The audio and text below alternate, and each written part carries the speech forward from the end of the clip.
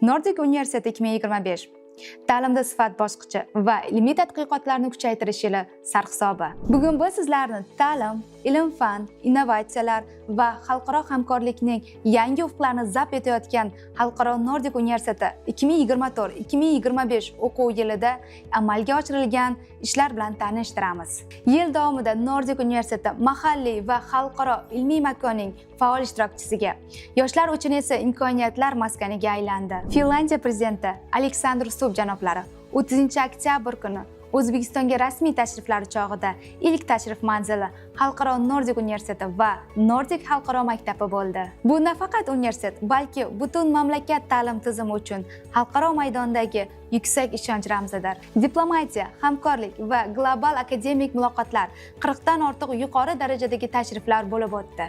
Nordic Universitetida Xitoy, Estoniya, Shvetsiya, Norvegiya, Daniya, Islandiya, Vengriya, Hindiston, Koreya, Ummon, Malayziya, Yevropa Ittifoqi va Yevropa xavfsizlik hamkorlik tashkiloti vakillaridan iborat 40 dan ziyod nufuzli delegatsiyalar mehmon bo'ldi. Samarali muloqotlar o'tkazildi, memorandumlar imzolandi. Xususan, Garvard universiteti talabalari O'zbekiston Trek 2025 dastur orqali universitetda bo'ldilar. Finlandiya va Shvetsiyaning yuqori martabali diplomatlari Yevropa xavfsizlik hamkorlik tashkiloti amaldagi raisi Yelena Valtonen xonim universitet faoliyati bilan yaqindan tanishdi. Natijada esa Nordic bugun Markaziy Osiyoning eng faol va jadal rivojlanayotgan xalqaro ta'lim markazlaridan biriga aylandi. Akademik soha, kadrlar va ilmiy salohiyatda o'sish, yangilanishlar kuzatildi. Universitetimizda 76 nafar professor o'qituvchi, 4 nafar fan doktori, 27 nafar PhD va fan nomzodlari faoliyat yuritmoqda. Ilmiy unvon olganlar 9 nafar, 3 nafar professor, 4 nafar dotsent, 2 nafar PhD. Ilmiy salohiyatning o'sishi ham hayratlanarli. Umumiy ilmiy salohiyat 37,8%. O'sish dinamikasi 6,8%. Bu ko'rsatkichlar universitetning o'ziga xos ilmiy maktabi shakllanayotganidan dalolat beradi. Ilm-fan, tadqiqotlar va nashrlar bo'yicha ham yuksak ko'rsatkichlar yili bo'ldi. 2024-2025 o'quv yilida Nordic olimlari Scopus va Web of Science jurnallarida 11 ta maqola, xalqaro jurnallarda 75 ta maqola, Oliy attestatsiya komissiyasi jurnallarida 109 ta maqola, xalqaro konferensiyalarda 103 marotaba va respublika konferensiyalarida 108 marotaba qatnashdilar. Nordic nashriyoti ma'rifat maydonida yangi kuch bo'lmoqda. Ilm-fan, ta'lim va ma'naviyat targ'ibotining mustahkam platformasiga aylanmoqda. 31 ta yangi o'quv adabiyotiga nashr guvohnomasi olindi.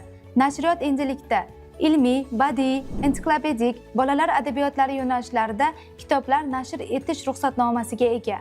Bir qator fundamental darsliklar va ilmiy qo'llanmalar yuqori sifatda chop etildi.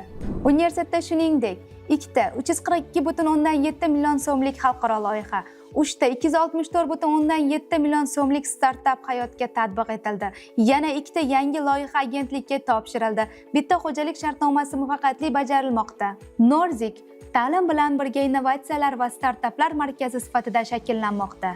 Oliy ta'limdan keyingi ta'lim institutida yangi ilmiy avlod shakllanmoqda. Doktorantura yo'nalishlari 6 taga yetdi. 2025-yil kvotalari. Doktorantura bitta, tayanch doktorantura 9 ta, mustaqil izlanuvchilar esa 5 nafarni tashkil etdi. Nordicda jami 57 nafar tadqiqotchi ilm-fan bilan mashg'ul bo'ldi. Pedagoglar, talabalar va mutaxassislar uchun global imkoniyatlar yaratish ham e'tiborda. O'quv yili davomida 1000 nafardan ortiq ishtirokchilarga mo'ljallangan yirik treninglar o'tkazildi. Xususan, bojxona tizimi matbuot kotiblari uchun media trening, Qozog'iston pedagoglari uchun fin ta'limi bo'yicha o'quv sessiyalari, Maktabgacha ta'lim tashkiloti rahbarlari uchun Finlandiya va Shvetsiya universitetlarida malaka oshirish kurslari tashkil etildi. Kelajakka qadam yoshlar dasturi yo'lga qo'yildi. Onset xalqaro til imtihoni endilikda to'g'ridan-to'g'ri Nordicda o'tkazilmoqda. Santa Claus parki ochilishi Finlandiya mustaqilligi sharafiga bag'ishlandi. Bitmas xazina kitobi festivali o'tkazildi. Nordic davlatlaridagi o'zbek bolalari uchun Nordic tomonidan onlayn o'quvlar yo'lga qo'yildi. Rowan universiteti bilan Amerika ta'limi O'zbekistonga olib kirildi. Prokuror sovrini olimpiadasi respublika bo'ylab 8000 dan ortiq ishtirokchini qamrab oldi. Tasimo 2025 500 mingdan ortiq ishtirokchini o'ziga jalb etdi. Nordik talabalari tomonidan Amerikada Navro'z bayrami uyushtirilib, xalqaro e'tirofga sazovor bo'ldi.